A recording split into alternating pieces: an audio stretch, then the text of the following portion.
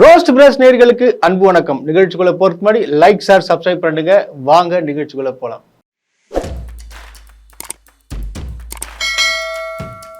2 நாட்களாகவே பாத்தீங்கன்னா ஒரு பெண் பாதிக்கப்பட்டு, அதாவது மிரட்டி துன்புறுத்தி அப்புறம் பாத்தீங்கன்னா பாலியல் வன்கொடுமை செய்து ஒருத்தரால் ஏமாற்றப்பட்டிருக்கிறாங்கன்னு சொல்லிட்டு நிறைய பேர் பார்த்தீங்கன்னா சொல்லியிருந்தாங்க. எனக்கு என்னன்னா அது யாரா அது இப்படி பண்ணிருப்பேன்னு பார்த்தா அவர் திமுக இளைஞரணி துணை அமைப்பாளர். அவர் பேர் பார்த்தீங்கன்னா தெய்வ செயல் என்றவர் கம்ப்ளைண்ட் பண்ணியிருந்தாங்க.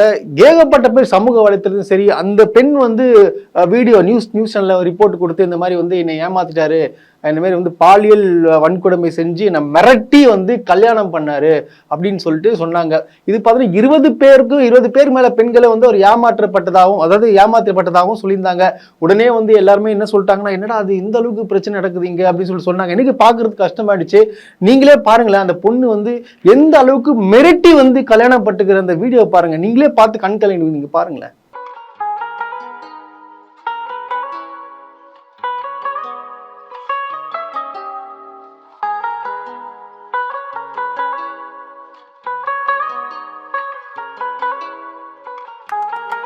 பாத்தீங்களா, இதுதான் நடந்திருக்கு. ஆனா ஒரு சிலர் என்ன பண்றாங்கன்னா, அந்த பொண்ணு பேச வச்சு, அதாவது என்னன்னா அந்த பொண்ணு மிரட்டப்பட்டு பாலியல் துன்புறுத்துறாங்க. இது எதோட முடிச்சு போடுறாங்கன்னு பாத்தீங்கன்னா, பொள்ளாச்சியில் நடந்த சம்பவம் திமுக ஆட்சியில நடக்குது. அதாவது பொள்ளாச்சியில் நடந்த சம்பவம் திமுக ஆட்சியில அரக்கோணத்தில் நடந்திருக்கு அப்படின்னு சொல்றாங்க. ஆனா யாருமே அதிமுக ஆட்சியில நடந்த பொள்ளாச்சி விவகாரம் சொல்லிட்டு யாருமே சொல்லல, திமுக அப்படின்னு சொல்லிட்டு மென்ஷன் பண்றாங்க. இதுல என்ன சொல்றாங்கன்னா, அந்த பெண்ணும் வீடியோல என்ன சொல்லிருக்காங்க பார்த்தா, காவல்துறைக்கு நான் புகார் கொடுத்தேன், பாத்தீங்கன்னா என் மேல புகாரை எடுக்கல அப்படின்னு சொல்லிட்டு சொல்லியிருக்காங்க. இது போக கட்சி தலைமையில பாத்தீங்கன்னா அந்த பையனை நீக்கம் பண்ணிட்டாங்க. இந்த மாதிரி இவர் இந்த மாதிரி கம்ப்ளைண்ட் வந்ததுனால நீக்கப்படுகிறார் அப்படின்னு சொல்லிட்டு சொல்லியாச்சு. ஸோ போலீஸ்லயே இந்த பெண் கம்ப்ளைண்ட் கொடுத்து உடனே எல்லா சமூக வலைத்தளத்துல என்ன குதிக்கிறாங்க, பாத்தீங்களா திமுக பெண்களுக்கே பாதுகாப்பு இல்ல, இந்த மாதிரி நிலை, இது 20 பெண்களா, ஐயோ பொள்ளாச்சி விவகாரம் மாதிரி இருக்கே, என்ன இதுன்னு சொல்லிட்டு அப்படியே குதிக்கிறானுங்க. இவங்கெல்லாம் யாருன்னு செக் பண்ணி பார்த்தா இவங்களுக்கு அந்த அணில் குஞ்சிகள், மெயினா அணில் குஞ்சுகளும் பார்த்தீங்கன்னா அடிமை கட்சியும் ரொம்ப குதிக்கிறாங்க. எடப்பாடி பழனிசாமி எல்லாம் பார்த்தீங்கன்னா பேட்டி கொடுக்குறாரு. பாத்தீங்களா இன்னொரு சம்பவம் நடந்திருக்கு, இதுக்குன்னா சிஎம் என்ன பதில் சொல்ல போறாரு, அதாவது என்ன ஏதுன்னு தெரியாம குதிக்குது. எப்பயாச்சும் திமுக பேர்ல எதனாச்சும் ஒரு பிரச்சனை வந்துடுமோ, இங்க இந்த பெண்களுக்கு ஏதாச்சும் ஒரு சின்ன ஒரு பிரச்சனை பெரிய பூதாகாரமாக்கி அசிங்கப்படுத்துறது. இவனுக்கு நினைச்சிட்டு இருக்கானுங்க, இவனுக்கு எல்லாம் சொன்னா மக்கள் நம்பிடுவாங்க அப்படின்னு சொல்லிட்டு ஏகப்பட்ட ஃபேக் நியூஸை பரப்பிட்டு இருக்காங்க. இதுதான் உண்மை. ஆக்சுவலா சம்பவம் என்ன ஆச்சுன்னு பாத்தீங்கன்னா, காவல்துறையே அதாவது ராணிப்பேட்டை காவல்துறையில பாத்தீங்கன்னா அவங்க தெளிவா ஒரு ரிப்போர்ட் கொடுத்துக்கிறாங்க. அது என்ன சொல்லியிருக்காங்கன்னா, இந்த மாதிரி அவங்க இந்த மாதிரி சமூக வலைத்தளத்துல இந்த மாதிரி பிரச்சனை, அதாவது பாலியல் வன்கொடுமை செய்யப்பட்டு மிரட்டி திருமணம் செய்யப்பட்டதா அப்படின்னு சொல்லிக்கிறாங்க. ஆனா அப்படி கிடையவே கிடையாது அப்படின்னு சொல்லிட்டு சொல்லிக்கிறாங்க. ஃபர்ஸ்ட் பாயிண்ட், கல்யாணம் நடந்திருக்கு, கல்யாணம் 2 பேரும் சந்தோஷமா தான் வாழ்ந்தாங்களும் சொல்லியிருக்கிறாங்க. 5/2025 பாத்தீங்கன்னா மகளிர் காவல் நிலையத்துல அந்த பெண் ஒரு பிரச்சனை மூலமா கம்ப்ளைண்ட் கொடுக்குறாங்க. அந்த கம்ப்ளைண்ட் ஏற்றுக்கொள்ளப்பட்டு விசாரணை நடத்தி வருகிறது. இது சம்பந்தமா பாத்தீங்கன்னா ராணிப்பேட்டை காவல்துறையில ஒரு கிளியரா ஒரு ரிப்போர்ட் கொடுத்துருக்காங்க. அது என்னன்னா, ராணிப்பேட்டை மாவட்டம் அரக்கோணம் பகுதியை சேர்ந்த கல்லூரி மாணவி ஒருவர் காவனூர் பகுதியை சேர்ந்த தெய்வ செயல் என்பவரால் ஏமாற்றி திருமணம் செய்யப்பட்டு பாலியல் வன்கொடுமைக்கு ஆளாக்கப்பட்டதாக சமூக வலைத்தளங்களில் மிகைப்படுத்தி தகவல்கள் பரவி வருகின்றன. இச்சம்பவம் தொடர்பாக காலதாமதமாகவும் சில அரசியல் கட்சியினர் அப்பெண் சென்று முறையிட்டதாலும் காவல்துறையால் வழக்கு பதிவு செய்யப்பட்டுள்ளது என செய்தி பரப்பப்படுவது உண்மைக்கு மாறானது. அதாவது என்ன சொல்றாங்கன்னா, இந்த மாதிரி கம்ப்ளைண்ட் எடுக்கலையா, அதனால சில அரசியல் கட்சிகளை கூட்டிட்டு போயிட்டு காவல்துறை கிட்ட முறையிட்டு அவங்கள கேஸ் போட வச்சுதான் சொல்றாங்க. இது மிகப்பெரிய தப்பான தகவல் சொல்லிட்டு காவல்துறை விளக்கம் கொடுத்துக்கிறாங்க. அடுத்து என்னன்னு பாத்தீங்கன்னா, இச்சம்பவம் தொடர்பாக அப்பெண் கொடுத்த புகாரின் பேரில் 10/5/2025 அன்றே அரக்கோணம் அனைத்து மகளிர் காவல் நிலையத்தில் வழக்கு பதிவு செய்யப்பட்டு புலன் விசாரணையில் இருந்து வருகிறது. அதாவது கம்ப்ளைண்ட் எடுக்கலன்னு சொன்னாங்களே, அதாவது பாத்தீங்கன்னா 10/5 அதாவது மே மாசம் 10ஆம் தேதியே பாத்தீங்கன்னா மகளிர் காவல் நிலையத்தில் புகார் எடுக்கப்பட்டு அங்க விசாரணை நடத்திட்டு வராங்க. இவ்வழக்கு தொடர்பாக மேற்கொள்ளப்பட்ட விசாரணையில் அப்பெண் தெய்வ செயல் என்பவரை கடந்த 31/1/2025 எந்தவித நிர்பந்தமுமின்றி திருமணம் செய்து கொண்டு மகிழ்ச்சியாக இருவரும் ஒன்றாக வாழ்ந்து வந்ததும் தெரிய வருகிறது. நீங்க பார்த்திருப்பீங்களா ரீல்ஸ், எவ்வளவு சந்தோஷமா இருந்தாங்க ரீல்ஸ் எல்லாம் போட்டுட்டு. தன்னை போன்ற 20 வயதுள்ள 20 பெண்கள் தெய்வ செயல் என்பவரது கொடூர பிடியில் சிக்கி உள்ளதாக அப்பெண் தெரிவித்துள்ளார் என சமூக வலைத்தளங்களில் குறிப்பிட்டுள்ளது. மனுதாரர் தான் அளித்த வெவ்வேறு புகார்களில் தன்னை போன்று பல பெண்கள் பாதிக்கப்பட்டுள்ளதாக ஒன்றுக்கொன்று பொருத்தமற்ற தகவல்களை தெரிவித்துள்ளதோடு அப்பெண்களை பற்றிய எவ்வித தகவல்களையோ முகாந்திரத்தையோ விசாரணையின் போது தெரிவிக்கவில்லை அப்படின்னு சொல்லிட்டு தெளிவாகவும் சொல்லிக்கிறாங்க. இதன் மேற்கொண்டு பார்த்தோன்னா விசாரணையும் நடந்து கொண்டுதான் இருக்கிறது. ஆனா சிலர்லாம் என்ன சொல்றாங்கன்னா, இல்ல இது நிறைய தலையீடு இருக்கு, இந்த மாதிரி காவல்துறை நடவடிக்கை எடுக்கல, அரசு சரியில்லை, அது இல்லை இது இல்லைன்னு சொல்லிட்டு இன்னமும் இஷ்டத்துக்கு பொய் பிரச்சாரங்கள் பண்ணிட்டு இருக்காங்க சமூக வலைத்தளத்துல. காவல்துறைக்கு ஒரு வேண்டுகோள், இந்த மாதிரி ஃபேக் நியூஸ் பரவி இந்த மாதிரி தமிழ்நாடு காவல்துறையையும் தமிழ்நாடு அரசையும் அசிங்கப்படுத்தும் பதில நிறைய பேர் ஈடுபட்டு இருக்காங்க. யூடியூப் சேனல்ல நிறைய பேர் பேசிட்டு இருக்காங்க. அவங்க மேலாம் கண்டிப்பா நடவடிக்கை எடுக்கணும். இல்லைன்னா தொடர்ந்து இந்த மாதிரி கையவர்கள் இதாவது இவங்க பண்றது இந்த பெண்ணுக்கு நல்லது நடக்கும்னு சொல்லிட்டு பண்றானுங்க. கிடையவே கிடையாது. அந்த பெண்ணோட வாழ்க்கையை இவங்க கெடுக்கிறானுங்க. எனக்கு நல்லா தெரியுது, அந்த பொண்ணு கிளியராகவே பேசும்போதே தெரியுது பின்னாடி இருந்து யாரோ இயக்குறாங்க. நான் பாத்துக்கிறேமா, அடுத்த வருஷம் நம்ம ஆட்சிக்கு வந்துருவோம், நம்ம தலைவர் தான் சிஎம், அதெல்லாம் நீ பயப்படாத, நாங்க எல்லாம் உங்க கூட நிக்கிறோம்னு சொல்லிட்டு அந்த பொண்ணை இன்னும் உசுப்பேத்தி விட்டு வீடியோ எல்லாம் பதிவிட்டு அரசும் தப்பா பேச வச்சு இந்த மாதிரி தேவையில்லாத வேலைகளை ஈடுபடுறாங்க. இவங்களுக்கு என்ன, திமுக அரசு சரியில்லை, திமுக பெண்களுக்கு பாதுகாப்பு கொடுக்கல இந்த அரசு அப்படின்னு சொல்லிட்டு தேவையில்லாத வதந்திகளை கிரியேட் பண்றாங்க.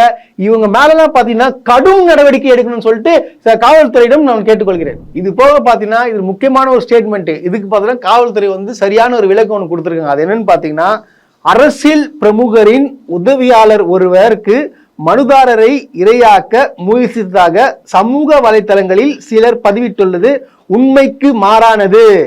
மனுதாரர் கொடுத்த புகாரில் இது போன்ற எந்த தகவலையும் எதையும் குறிப்பிட்டு தெரிவிக்கவில்லை. அதாவது பாதிக்கப்பட்ட பெண்ணே இந்த மாதிரி சொல்லவே இல்லை. ஆனா பார்த்தா இந்த மாதிரி உதவியாளர் இரையாக்க பாக்குறாங்க. இந்த மாதிரி மட்டமான ஒரு கேவலமான புத்தியுடைய சில சமூக விரோதிகள் இந்த மாதிரி காழ்ப்புணர்ச்சியின் பேரில், அரசியல் காழ்ப்புணர்ச்சி காரணமாக இந்த மாதிரி தேவையில்லாத வதந்திகளை கிரியேட் பண்ணிட்டு இருக்கானுங்க இவங்கெல்லாம். அதாவது முக்கியமான ஒரு பாயிண்ட்டுக்கு நான் வரேன். இப்ப இவ்வளவு தூரம் சொன்னாங்க, காவல்துறை எதுவும் பண்ணல, எதுவும் விசாரிக்கவே இல்லை, எஃப்ஐஆர் போடல, அது இல்லை இது இல்லை எது சொன்னாங்க, எல்லாமே பண்ணியாச்சு, காவல்துறையும் விளக்கம் கொடுத்தாச்சு. இப்போ பெண்களுக்கு பாதுகாப்பு இல்லை அப்படின்னு சொல்லிட்டு ஒரு கட்சி கூச்சுன்னு இருக்கு. அந்த கட்சியில ஒரு பெண்ணை அதாவது வர வச்சு ஆபீஸ்ல கூட்டு அடிச்சு துன்புறுத்திருக்கிறானுங்க. இது ஒரு கட்சியை சேர்ந்த நிர்வாகி பாத்தீங்கன்னா அந்த ட்விட்டர் ஸ்பேஸ்ல பேசியிருக்காரு. இந்த ஆடியோவை நீங்க கேளுங்க. ஒரு டிவிக்கே உமன் நம்ம கட்சி அலுவலகத்துல ஷீ இஸ் பீன் லைக் அவர் சொன்ன மாதிரி ஏதோ மோலாஸ் பண்றாங்க, அது பண்றாங்கன்னு ஒரு குற்றச்சாட்டு வச்சாரு. என்கிட்ட அந்த எவிடன்ஸ்ல இருக்கு, நான் நினைச்சா அதை கூட போட்டிருக்கலாம். இந்த மாதிரி 200 பேர் இருக்க ஸ்பேஸ்ல இத சொன்னாரா? அவர் ஸ்பேஸ்ல சொன்னாரு. யூ ஆஸ்க் நண்பன், நீங்க நண்பனை கூட நீங்க கேள்வி கேளுங்க. நண்பன் இந்த வேர்டா சொன்னாரு, நம்ம கட்சி அலுவலகத்துல ஒரு பொண்ணுக்கு தாக்கப்பட்டாரு. கட் பண்ணுங்க திரும்ப திரும்ப சொல்ல அது விடுங்க. இல்ல ஒரு நிமிஷம் இத சொல்லி என்னால இது கூட சொல்லி நான் போட்டு நான் பெருசாக்க முடியும். ஆனா நான் அதெல்லாம் பண்ண விரும்பல. பாத்தீங்களா, இவனுங்க தான் பெண்களுக்கு பாதுகாப்பு கொடுக்குறவனுங்க. இதெல்லாம் எப்பாற்பட்ட ஒரு புத்தி உடையவனுங்க. ஒரு பொம்பளை மேல அடிச்சிருக்கீங்களே, இதை கண்டிப்பா இந்த ஆடியோ கண்டிப்பா ரிலீஸ் பண்ணி இது காவல்துறை கண்டிப்பா விசாரிக்கணும். இது யாருன்னு கண்டுபிடிச்சு உடனடியாக அவங்களை கைது நடவடிக்கை பண்ணணும். ஏண்டா இந்த அளவுக்கு இருக்குது. ஒரு கட்சி இப்பதான் ஆரம்பிச்சிருக்கீங்க, ஆரம்பிச்சு 2 வருஷம் கூட ஒன்னும் ஆகல, இன்னும் இந்த பிஏ இறங்கி ஒரு கேவலமான கீழ்த்தரமான செயல்கள்லாம் ஈடுபடுறீங்கன்னா உங்களெல்லாம் என்னடா சொல்றது? ஏடா நீங்களாம் யாரா, நீங்களா உத்தமர் நினைச்சுறீங்களா? உங்க கட்சியில தான் ஏகப்பட்ட பாலியல் வன்கொடுமை நடக்குது. பெண்களுக்கு பாதுகாப்பு இல்லைன்னா அது உங்க கட்சியில மட்டும்தான் அந்த மாதிரி நடந்துட்டு இருக்கு. தொடர்ந்து நீங்களா பேசிட்டு இருக்கீங்க. இதெல்லாம் என்னடா கர்மம்? இதெல்லாம் இதை கண்டிப்பா சம்பந்தப்பட்ட நபரை கூப்பிட்டு கண்டிப்பா விசாரிக்கணும். அது இதெல்லாம் விடக்கூடாது. இவனுக்கு தான் என்னமோ வந்து பெண்களோட தெய்வமா மதிக்கிற மாதிரி பேசிட்டு இருக்கீங்களடா. இந்த மாதிரி சொல்லிட்டு அப்புறம் வந்து சொல்றாங்க இவங்கெல்லாம் வந்து காவல்துறை வந்து இந்த எல்லாத்தையும் ரிலீஸ் பண்றாங்க, அந்த பொண்ணு வந்து கொடுத்த வந்து ரிப்போர்ட்ஸ் தகவல்கள் எல்லாமே பரப்பிட்டாங்கன்னு சொல்றாங்க. அந்த மாதிரிலாம் கிடையவே கிடையாது, அதெல்லாம் வந்து ஃபேக் தகவல் சொல்லிட்டு காவல்துறை சைட்ல இருந்து திருப்பி ரிப்ளை கொடுத்துருக்காங்க. அது போல நீங்க எல்லாம் சொன்னீங்க பார்த்தீங்கன்னா, இது யாரோட உதவியாளரோ வந்து ஏதோ வந்து இரையாக்க பாக்குறாங்கன்னு சொல்லி சொன்னீங்களே, அது கூட வந்து விசாரணை பண்ணி அது கண்டுபிடிப்பாங்க. அப்படி இல்லைன்னா எவன்லாம் வந்து பேசுனீங்களோ அவன்லாம் வந்து கண்டிப்பா அவன் மேல கண்டிப்பா ஆக்ஷன் எடுக்கப்படும். அதனால தயவு செய்து மீண்டும் மீண்டும் சொல்றேன், உங்களுடைய வாழ்க்கை அழிக்காதீங்க. அந்த பெண்ணுக்கு நீங்க நல்லது செய்யல, அந்த பெண்ணை வந்து அவன் கணவரோட வாழ விடாம தடுத்து அந்த பெண்ணுடைய வாழ்க்கையை கெடுக்க போறீங்க நீங்களா தற்கொலை பசங்களா. ஃபர்ஸ்ட் அதை நீங்க புரிஞ்சுக்கங்க. இஷ்டத்துக்கு அவன் குடும்ப பிரச்சனைக்குள்ள பூந்து நீங்க வந்து எதுவும் வந்து தேவையில்லாத வேலைகள்லாம் காட்டாதீங்க. ஒருவேளை அந்த பையன் தப்பு பண்ணியிருந்தானா கண்டிப்பா வந்து காவல்துறை அவனை சும்மா விடாது. இங்க தமிழ்நாடு அரசு, இது தமிழ்நாடு அரசு எந்த திராவிட மாடல் அரசு பெண்களுக்கு வந்து முக்கியத்துவம் கொடுத்து ஆட்சி நடத்திட்டு இருக்கு. இதுக்குள்ள பூந்து களங்கம் ஏற்படுத்தினீங்கன்னா அப்புறம் உங்க விருப்பம். நீங்க எல்லாம் இன்னமும் நினைச்சிட்டு இருக்கீங்க 2026 அண்ணன் வருவாரு ஜெயிச்சிருவாருன்னு. அதெல்லாம் நடக்கவே நடக்காது ராஜா.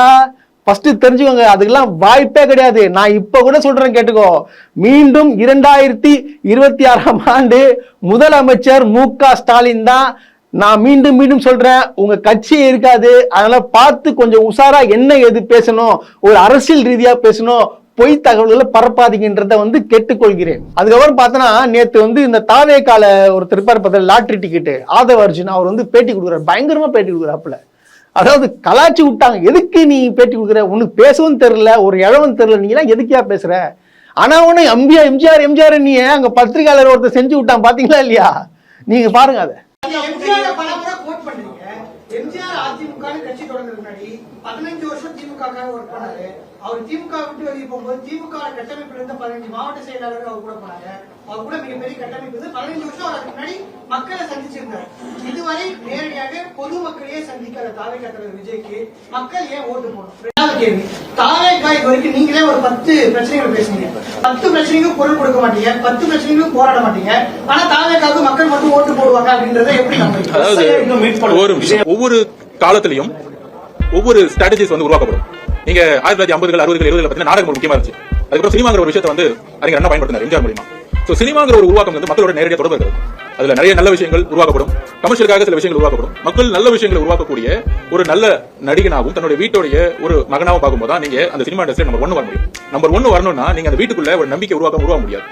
இன்னும் என்ன நீ பைத்தியக்காரனாவே நினைச்சிட்டு இருக்கற? பக்கா வந்து செருப்பாலாச்சமே சொல்லியிருக்கிறான். அவரு எம்ஜிஆர் அவர்கள் 16 வருஷமா வந்து திமுக வந்து அரசியல் பயணிச்சு அதுக்கப்புறம் தான் வந்து மாவட்ட செயலர் அங்குள்ள மாவட்ட செயலர்லாம் கூப்பிட்டு தனியா ஒரு கட்சி ஆரம்பிச்சார். அதாவது பொதுமக்களை சந்திச்சார் அப்படின்னு சொல்லிக்கிறாங்க. விஜய் அவர்கள் என்ன கில்சார்னு சொல்லிட்டு கேட்டா தெரியாது. நீங்களாம் வந்து எம்ஜிஆர் கூட வச்சு பேசிட்டு இருக்கீங்க, உங்களெல்லாம் அறிவு இருக்கா இல்லையா? அப்புறம் சொல்றாரு இவரு கலாய்கிறாரு, அதிமுகவெல்லாம் வந்து நாங்க மக்களே வந்து அவங்கள வந்து புறக்கணிச்சிட்டாங்க, தண்டனை கொடுத்துட்டாங்க, நாங்க ஏங்க அவங்கள பத்தி நீங்க பேசணும்னு சொல்றீங்க. சரி ஓகே, மக்கள் புறக்கணிச்சது உண்மைதான், அவங்கள வந்து அவங்க ஆட்சியில ஒன்னும் கிழிக்கல, நல்லா அமைச்சது உண்மைதான், எல்லாம் கரெக்டு. ஆனா நீங்க கூட்டணி இல்ல நீங்க சொன்னீங்க பாத்தீங்களா, எனக்கு நீங்க சொல்லும் போது எனக்கு இந்த சீன் தான் ஞாபகம் வருது எனக்கு.